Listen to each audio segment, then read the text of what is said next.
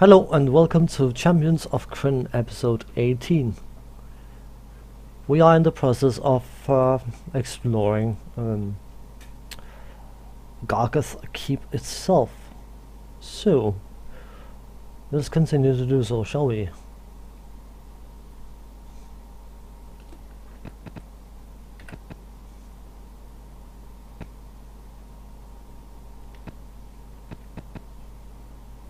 Okay.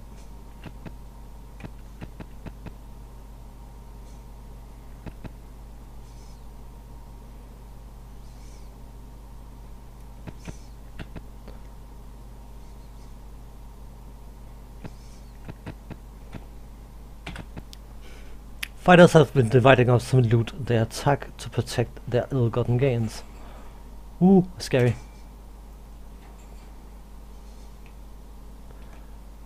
Just want to see what we are facing here. Ah, some fighters, nothing else. Some evil fighters, very important.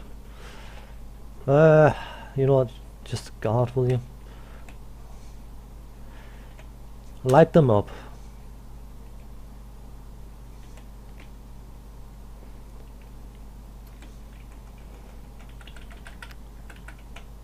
Yeah, have a fireball. Not a very good one, but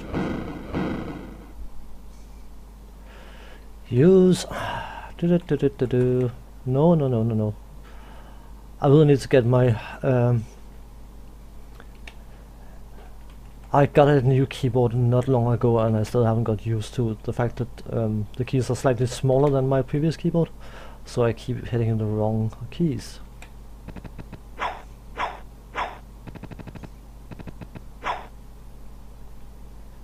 Quit. So, ready, there you go, move. Well, as long as they're not hitting my characters, I don't mind. Still got a substantial amount of health, some of them, but he's dead, good. No. Forget it, I'm not going to bother. Quit.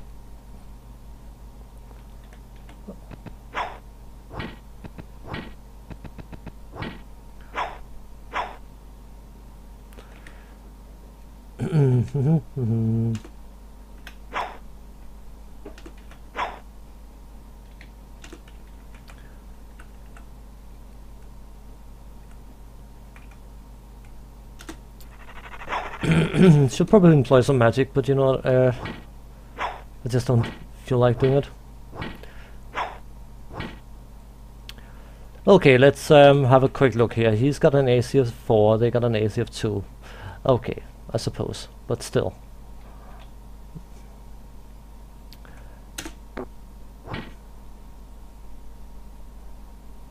This is getting rather annoying.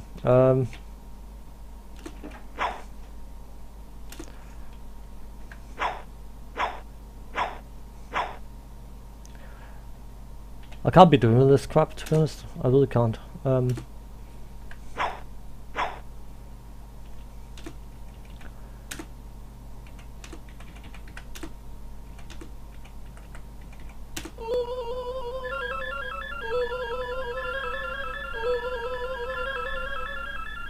Thank you. He's out of reach. No, he could.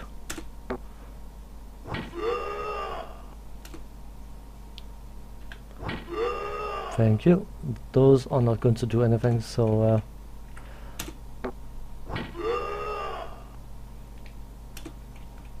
let's cut their morale a bit, shall we?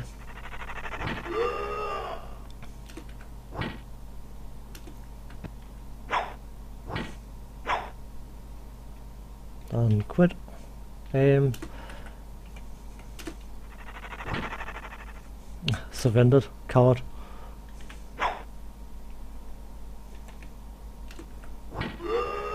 You're not surrendering.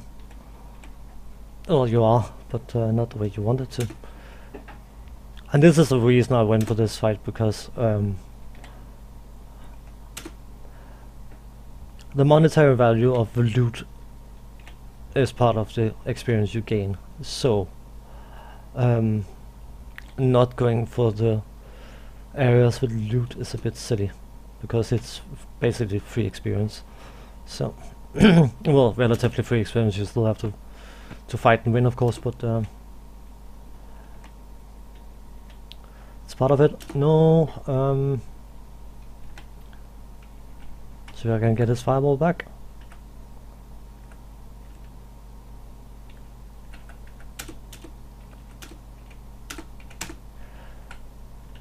That'd be nice.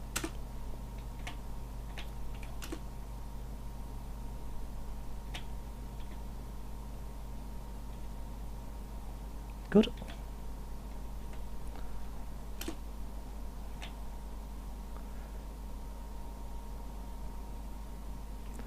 Move.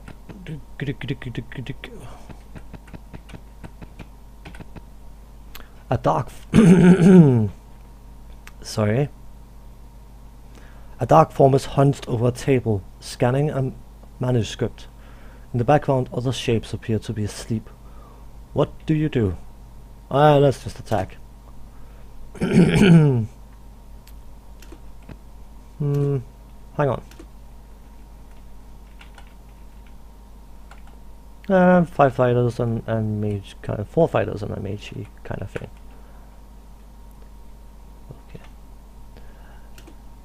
Okay. Exit. Come on. You can just guard here.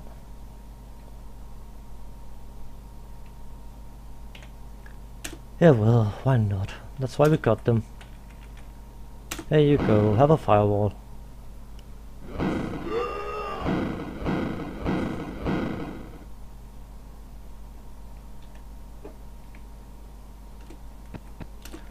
Yeah, well, have another.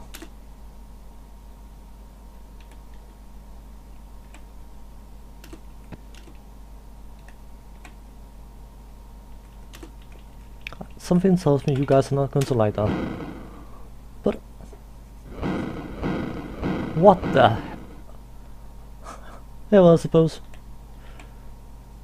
Couldn't roll much lower on damage rolls, could you? Little lady.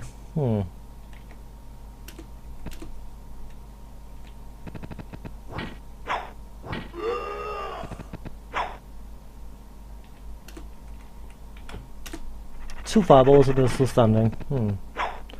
That is what I would declare as being unfortunate. Never mind.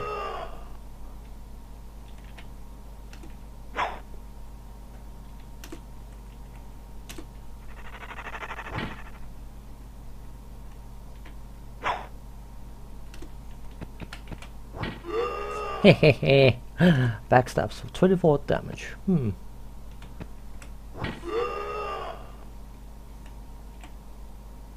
Done. Quit. Go. Quit. Quit. Quit. Nope. Take. Nothing of interest. Never mind. There's still treasure left too. Want to go back and claim your crap? No, I do not. Room cleared. Good. Save. See. And now it's time to go for the if we can find it, should be possible to find it. The northeast corner. So we have to go this way, and then we have to go this way, and this way, and this way, and this way, and this way. And bash the door. Look! You found a secret door to the east. Okie dokie, just for...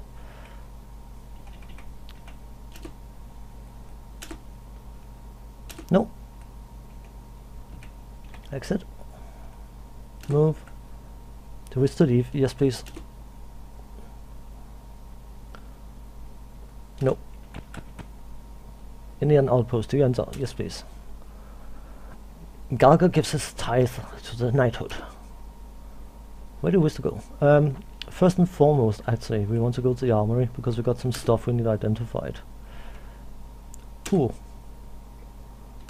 Should have plenty of money. Oh yes, indeed. Just have to quickly go through them. Nothing here. Kidoki.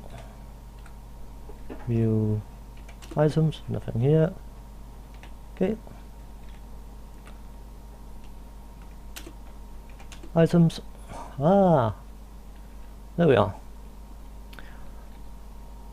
Identify. Yes. Plate mail +1. And identify. Yes, please. Gauntlets of Ogre Power. So.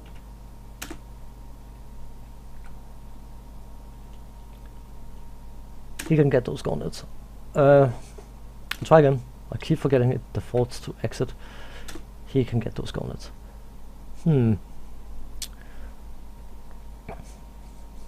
hate when it's doing that. Ready, ready. She's going to get that plate mill, by the way. I know my ranger in earlier Dungeons and Dragons could actually use the plate mill, but it just doesn't feel right for ranger, does it?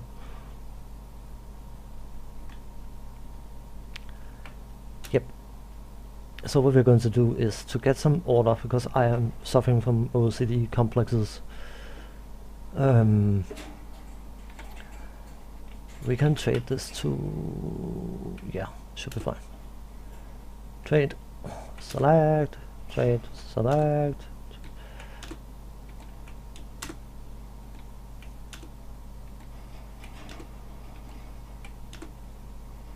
So, and now we can go down to her, view her items, and then trade them back.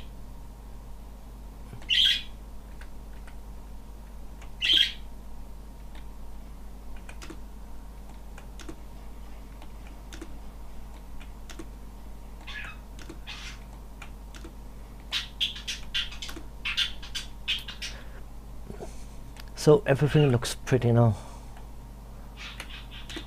Haha! Besides, I got some of the best equipment for our characters, but she is important. So ready, please. So he should be 1800, and as you can see, there's a star next to it. That means that the status modified from an item. So should probably share the money,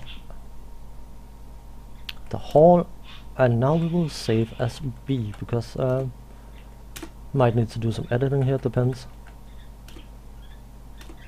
Not enough experience.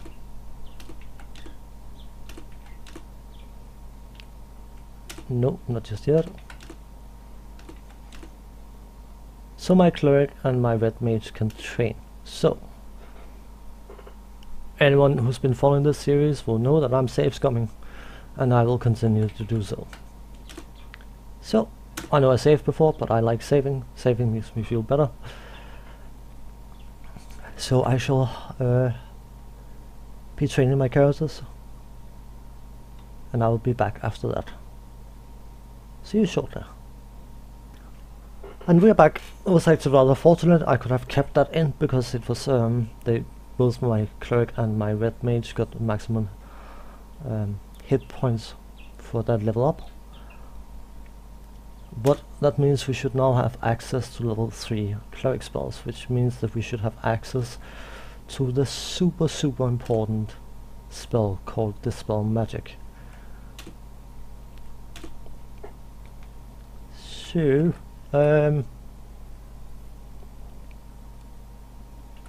could probably afford another Detect Magic. Resist fire next.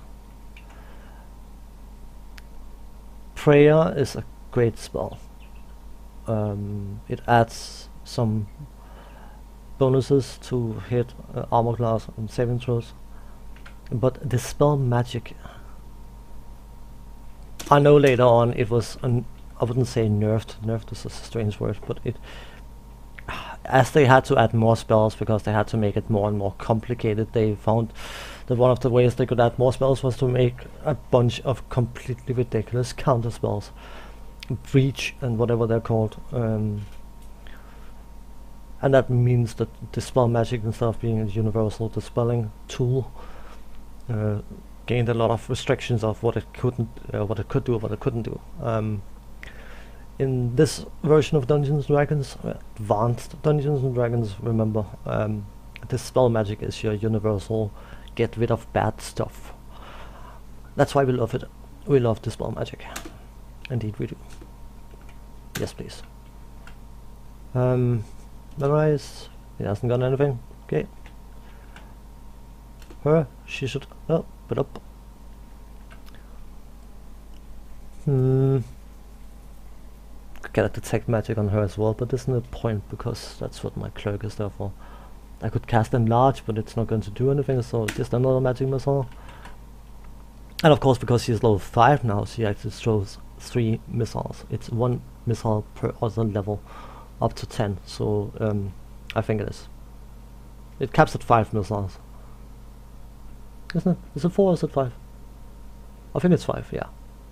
And they won't do each missile will do, or missile, whatever, will do 1d4 plus 1. So it can be a rather significant punch. Invisibility, you know what? Knock knock. Third, we took lightning bolt because it might come in handy. A lightning bolt is such a nasty little spell. If you don't know the way lightning bolt works, it has a certain range and it will extend to that range however possible, which means that indoor, if you are standing up against the wall, if your opponents are standing up against a wall and you hit your opponents straight in a straight line, so the lightning bolt will hit the wall, it will rebound straight back. It will rebound at the angle you threw it at. So ideally,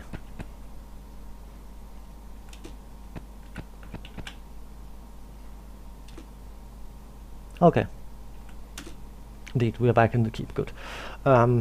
So ideally, if you get them standing up against the wall in a straight line, you throw the lightning bolt straight down the line, and the one close to the wall will, depending on how long the lightning bolt is running, it might actually hit multiple, but one person can easily be hit twice by the same lightning bolt, which is what makes it extremely powerful. But yeah, well, I suppose I do like to explain things, and I said very early on in the series that I would try to reduce the amount of explaining I'm doing, but you know what? That's who I am, that's what I do. Anyway, there's no reason to move any further here. I'm sorry if I delayed by going back, but getting the extra levels and getting the spell magic and all that is always a good thing. So I shall end this episode here, and as per usual, thanks for watching, take care, and bye bye.